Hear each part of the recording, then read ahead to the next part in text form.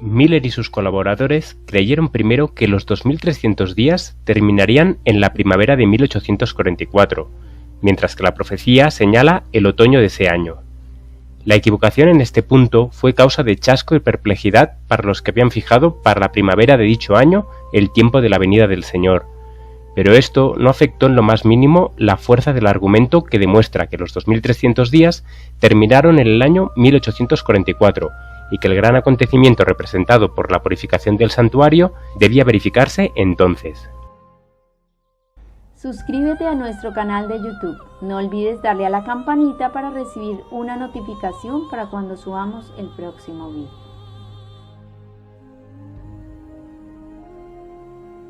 Miller había dedicado 2 años al estudio de la Biblia cuando, en 1818, llegó a tener la solemne convicción de que unos 25 años después aparecería Cristo.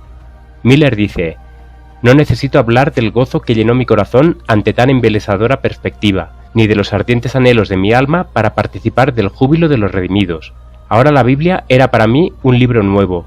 Todo lo que para mí había sido sombrío, místico u oscuro en sus enseñanzas había desaparecido de mi mente ante la clara luz que brotaba de sus páginas sagradas. Todas las contradicciones e inconsistencias que había encontrado antes en la palabra desaparecieron, y si bien quedaban muchas partes que no comprendía del todo, era tanta la luz que emanaba de las Escrituras para iluminar mi anterior mente oscurecida que al estudiarlas sentía un deleite que nunca antes me hubiera figurado que podría sacar de sus enseñanzas.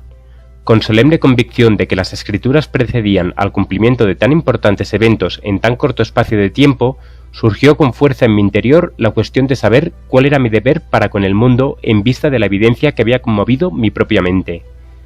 No pudo menos que sentir que era su deber impartir a otros la luz que había recibido.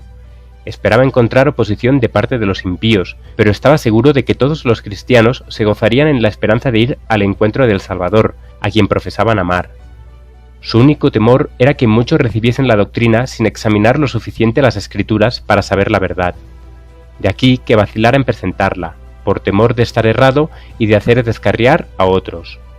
Esto lo indujo a revisar las evidencias que apoyaban las conclusiones a que había arribado. Los 5 años que dedicó a este estudio lo dejaron enteramente convencido de lo correcto de su posición.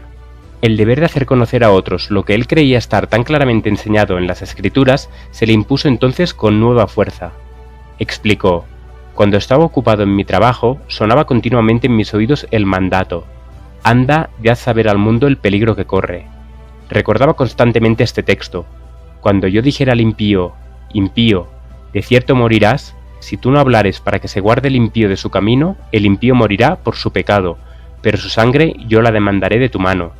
Y si tú avisares al impío de su camino para que se aparte de él, y él no se apartare de su camino, él morirá por su pecado, pero tú libraste tu vida». Sentía que si los impíos podían ser amonestados eficazmente, multitudes de ellos se arrepentirían, y que si no eran amonestados, su sangre podía ser demandada de mi mano. Empezó a presentar sus ideas en privado siempre que se le ofrecía la oportunidad, rogando que algún ministro sintiese la fuerza de ellas y se dedicase a proclamarlas. Pero no podía librarse de la convicción de que tenía un deber personal. De continuo se presentaba a su mente las palabras: «Anda y anúncialo al mundo, su sangre demandaré de tu mano». Esperó 9 años y la carga continuaba pesando sobre su alma, hasta que en 1831 expuso por primera vez en público las razones de su fe. Guillermo Miller fue llamado a dejar su arado y revelar a la gente los misterios del reino de Dios. Con temblor dio principio a su obra de conducir a sus creyentes a través de los periodos proféticos hasta el segundo advenimiento de Cristo. Con cada esfuerzo cobraba más energía y valor al ver el marcado interés que despertaban sus palabras. Ya tenía 50 años, pero desde el principio sus labores fueron notablemente bendecidas para la salvación de las almas. Su primera conferencia fue seguida de un despertar religioso durante el cual 13 familias enteras, menos 2 personas, fueron convertidas. Se lo instó inmediatamente a hablar en otros lugares, y casi en todas partes su trabajo resultaba en un reavivamiento de la obra del Señor.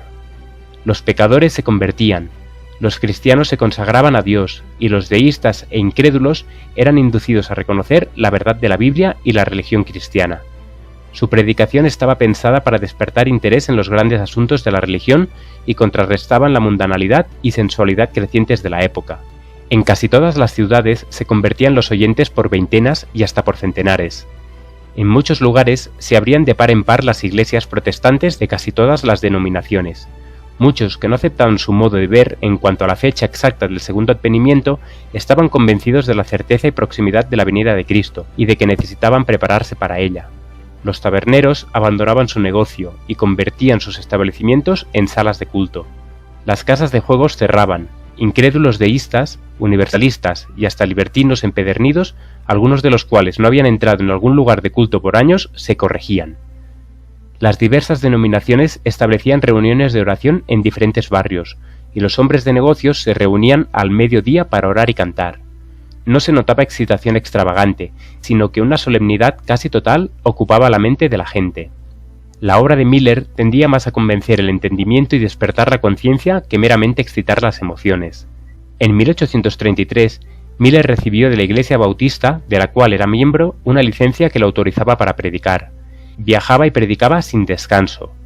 Durante varios años sufragó él mismo todos sus gastos de su bolsillo, y ni aún más tarde se le costearon nunca por completo los gastos de viaje a los puntos donde se lo invitaba, de modo que, lejos de reportarle provecho pecuniario, sus labores públicas constituían un pesado gravamen para su fortuna particular, que fue menguando durante ese periodo de su vida.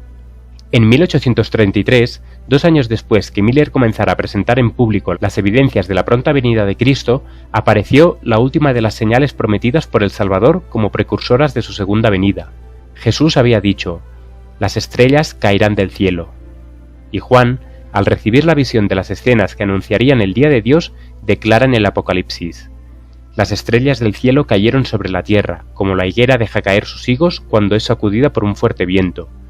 Esta profecía se cumplió de modo sorprendente y pasmoso con la gran lluvia meteórica del 13 de noviembre de 1833. Fue este el más extenso y admirable espectáculo de estrellas fugaces que se haya registrado, pues, sobre todo Estados Unidos, el firmamento entero estuvo entonces, durante horas seguidas, en conmoción ígnea. No ha ocurrido jamás en este país, desde el tiempo de los primeros colonos, un fenómeno celestial que despertara tan grande admiración entre unos, ni tanto terror ni alarma entre otros. Jamás cayó lluvia más tupida que esa en que cayeron los meteoros hacia la Tierra. Al este, al oeste, al norte y al sur era lo mismo. Todo el cielo parecía en conmoción. El espectáculo descrito en el diario del profesor Silliman fue visto por toda la América del Norte. Desde las 2 de la madrugada hasta la plena claridad del día, en un firmamento perfectamente sereno y sin nubes, todo el cielo estuvo constantemente surcado por la lluvia incesante de cuerpos que brillaban de modo deslumbrador. En verdad, ninguna lengua podría describir el esplendor de tan hermoso espectáculo. Parecía que todas las estrellas del cielo se hubieran reunido en un punto cerca del cénit, y que fuesen lanzadas simultáneamente desde allí, con la velocidad de un rayo, en todas las direcciones del horizonte. Con rapidez seguíanse por miles unas tras otras, como si hubiesen sido creadas para la ocasión. En el Journal of Commerce de Nueva York, el 14 de noviembre de 1833, se publicó un largo artículo referente a este fenómeno maravilloso, y en el que se leía la siguiente declaración: «Supongo que ningún filósofo ni erudito ha referido o registrado jamás un suceso como el de ayer por la mañana. Hace 1800 años, un profeta lo predijo con toda exactitud, si entendemos que las estrellas que cayeron eran estrellas errantes o fugaces en el único sentido en el cual es posible que sea literalmente verdadero. Así, se desplegó la última de las señales de su venida, acerca de las cuales Jesús había expresado a sus discípulos: «Cuando viereis todas estas cosas, sabed que Él está cerca, a las puertas».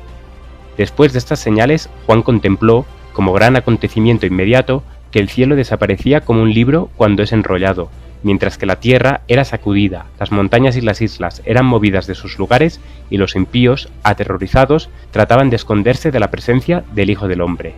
Muchos de los que presenciaron la caída de las estrellas la consideraron como un anuncio del juicio venidero, como un tipo pavoroso, un precursor infalible, una señal misericordiosa de ese día grande y terrible.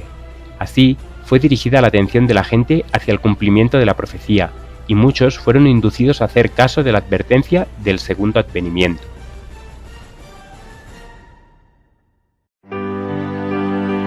Este ministerio se mantiene gracias a tus aportes. Si quieres contribuir, ve a laverdadilustrada.com o a la descripción de este vídeo.